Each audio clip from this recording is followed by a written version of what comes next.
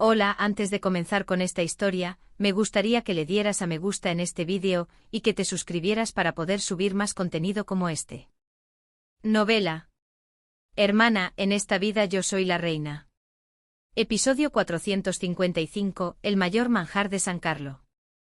Que la condesa de Demare ignorara por completo las palabras de la condesa Contarini, se podía entender. Quizás no se llevaban bien. Pero Giulia Elena vio claramente cómo la expresión de León III se desfiguraba. ¿Por qué el rey se enoja cuando la dama de compañía de la duquesa es ignorada? Si la princesa hubiera sido una dama noble que había experimentado todas las vicisitudes de la corte, lo habría notado de inmediato. Que había algo entre el rey y la condesa, la dama de compañía de la duquesa. Pero Giulia Elena, que solo había vivido una vida de juegos de niños en la corte del marquesado de Manchique, aún no se había adaptado a un lugar tan estancado como San Carlo. ¿No estará la condesa Contarini interesada en el duque César, porque el rey toma partido? Apenas unos días antes en la fiesta del té, la primera impresión de Giulia Elena sobre Isabella se había fijado firmemente. Como una rival en el amor por César. Es común que la dama de compañía de mi madre tenga algo con su hijo. Esa condesa seguramente intentó acercarse al duque y, al no conseguirlo, se desquitó conmigo. Era una deducción razonable y aunque el camino fue un poco equivocado, la conclusión a la que llegó era en gran parte correcta. Lo que Giulia Elena ni siquiera podía imaginar era que eso también era cierto, y que esa mujer también estaba tras el rey, el padre del duque, al mismo tiempo. El hecho de que el rey, el padre del duque, supiera todo esto y le siguiera el juego era un nuevo horizonte. Los pensamientos de la princesa, que estaban a punto de continuar, fueron interrumpidos al instante siguiente cuando el príncipe Alfonso, muy suavemente, se dirigió al duque César, que estaba a su lado. Duque. Gracias por el largo viaje. Ah, no, no es nada. César, llamado de repente, inclinó la cabeza hacia un lado. Giulia Elena pensó que estaba loca por solo ver la afilada nariz inclinada hacia un lado, cuando claramente debería verse patético. Ven aquí. Debes tener las piernas cansadas. Alfonso también notó el malestar de León III hacia Ariadne. Naturalmente le dio una orden a su medio hermano, el duque César. Aquí el más fácil de manipular para Alfonso era César. El príncipe, como si fuera el dueño del lugar, guió naturalmente a la comitiva a la mesa. La mesa, para colmo, era redonda. León III la había dispuesto cuidadosamente para no sentar a Alfonso en un lugar de honor superior a César. Sin embargo, la autoridad no se da, sino que se construye. Alfonso eligió la silla más interior y sonrió a César, que tenía mala cara. Siéntate. El duque César miró al príncipe Alfonso. Era una protesta silenciosa que decía, ¿quién te crees que eres para ser tan atrevido? Alfonso dio 2 pasos hacia adelante y puso una mano en el hombro de César. Sobre el esbelto hombro del duque César se posó la gruesa mano del príncipe Alfonso, del tamaño de una silla de montar. Esa mano gruesa, con callos en cada nudillo, apretó y presionó el hombro de César. César, incapaz de resistir el ímpetu de Alfonso, se agarró al respaldo de la silla más cercana. Era la silla más cercana a la puerta. ¡Ay, ese tonto! Rubina se mordió los labios al ver a su hijo torpe. Buscó refuerzos mirando de reojo. Pero para su exasperación, León III no parecía tener ninguna intención de intervenir. Defiende a esa zorra Contarini, pero no a mi hijo. A pesar de la furia hirviente de Rubina, César finalmente sacó una silla y se la ofreció a la princesa Giulia Elena. La princesa Giulia Elena aceptó la escolta del duque y fue la primera en sentarse a la mesa redonda. César, te tonto, le sirvo la comida y no sabe comerla. La duquesa quería regañar al príncipe con cualquier excusa, como porque tú indicas los asientos, o la silla de adentro es de su majestad, no tuya, pero la princesa Giulia Elena, con los ojos muy abiertos, le resultaba demasiado abrumadora. La princesa no sabía qué estaba pasando y solo miraba a su alrededor. Aguanta, aguanta. Esa apetitosa presa aún no había caído en la trampa. No debía mostrar sus verdaderas intenciones hasta que se firmara el contrato matrimonial.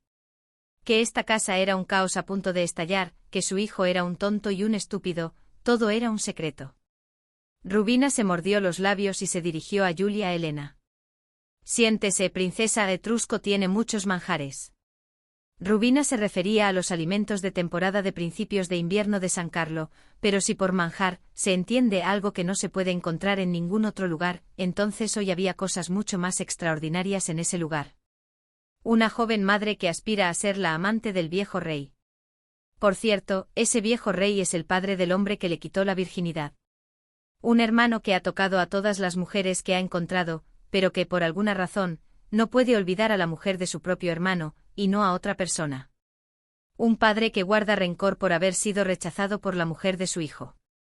A estas alturas, una mujer que rompió su compromiso con el hermano mayor y se casó con el segundo, apareciendo en los eventos de la familia política, era tan común que ni siquiera llamaba la atención.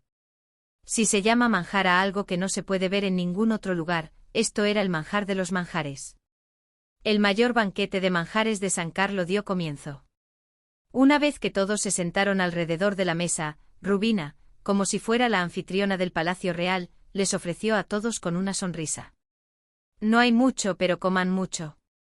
A diferencia de la modestia de Rubina, cuando los sirvientes comenzaron a traer la comida, también fue un espectáculo.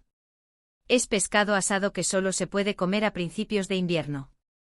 Se rocía con trufa blanca y se fríe muy ligeramente en aceite de girasol.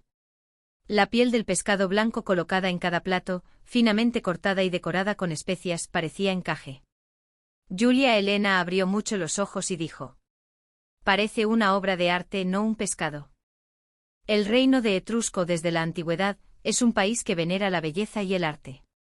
León III dijo la palabra belleza con solemnidad y miró de reojo a Isabella. Isabella, olvidando la pena de haber sido ignorada por Ariadne, arrugó tímidamente la nariz y sonrió. Espero que la princesa se acostumbre y disfrute, ya que vivirá aquí en el futuro. Mientras Giulia Elena se preguntaba si realmente viviría allí, y si lo hacía, con qué estatus viviría en el reino de Etrusco, Rubina, que captó las miradas de León III e Isabella, echó fuego por los ojos. Esta mujer. León III, sin saber si Rubina había visto su ira o no, fue un paso más allá. Si no sabes algo, pregúntale a Isabella, es de tu edad y te puede ayudar bien. Isabella también respondió a las palabras del rey. Volvió a arrugar la nariz y sonrió radiantemente a Giulia Elena. Los ojos de Giulia Elena se abrieron de par en par. La condesa Contarini nunca le había sonreído tan dulcemente cuando se conocieron en la fiesta del té anterior. Al ver esto, Rubina no pudo contenerse y soltó. La hija de Demare es muy cercana a César. La mirada de Rubina se posó en Isabella. La expresión de Isabella se endureció al escuchar esas palabras, y el bigote de León III se estremeció por un instante. Muy cercanos. Hasta lo más profundo de sus faldas. Las palabras anteriores nunca salieron de la boca de la duquesa Rubina, pero en la mente de León III resonaron como las campanas de un campanario que anuncian el mediodía, dindón. Sin embargo, la duquesa Rubina sonrió con naturalidad. ¿Qué dije de malo? ¿No es la verdad? Lo pensó tarde después de soltarlo, pero había demasiados espacios para escapar.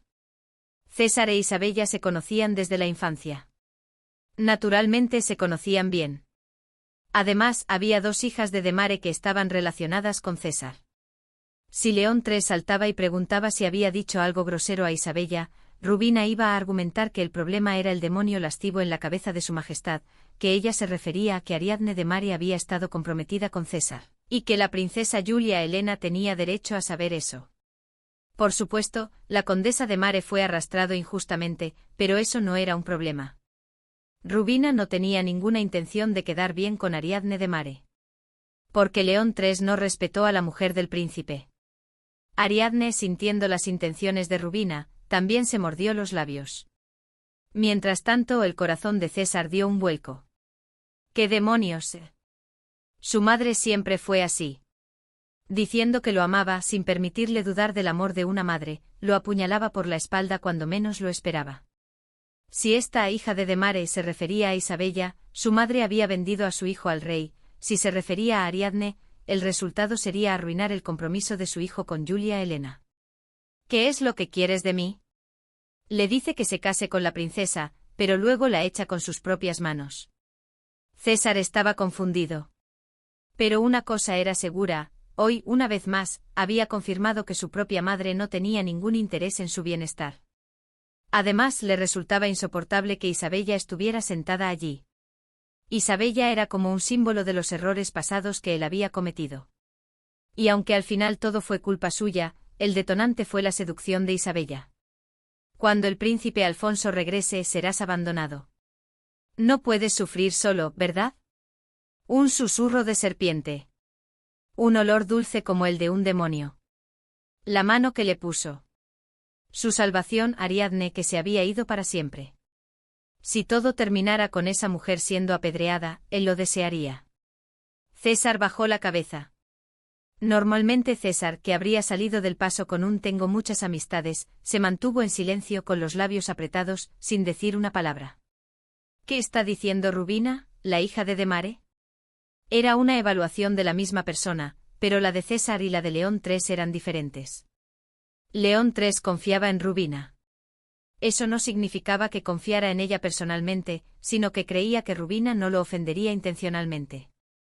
León III, que dudaba si Rubina se atrevería a irritarlo tan directamente, aunque no estaba seguro, pensó que debía ser sobre Ariadne. El rey miró a la condesa de Demare. Parecía que el rey preguntaba con los ojos. ¿Eran muy cercanos? Alfonso estaba mirando y se enredó con César. Ariadne solo parpadeó ante la chispa repentina. Justo cuando Ariadne estaba a punto de abrir la boca, la voz baja y profunda de Alfonso rompió el silencio. La ley real es estricta. El príncipe, con una expresión de hastío, miró a León III, Rubina, César e Isabella uno por uno y dijo: No creo que se hayan conocido muy bien. Solo Julia Helena, que no sabía nada del compromiso roto de César ni de su escándalo, no entendía de qué se trataba y miraba a ambos lados. ¿Qué? ¿Demare? Preguntó por la hija. ¿Por qué responde el príncipe? Julia Helena se perdió un momento de la conversación cuando Rubina dijo, la hija de Demare. ¿Es similar al apellido de Ariadne? Pensó, pero para eso, todos estaban mirando a Isabella mientras hablaban de la hija de Demare. Pero de repente la situación cambió hacia Ariadne. Julia Helena se quedó aún más confundida. Finalmente le dio un codazo a César, que estaba a su lado, y le preguntó: Duque, ¿de quién está hablando ahora? Julia Helena sentía curiosidad por todo lo de César. ¿Con quién era cercano? ¿Solo con una? ¿Con ambas? ¿Hay alguien con quien fuera más cercano?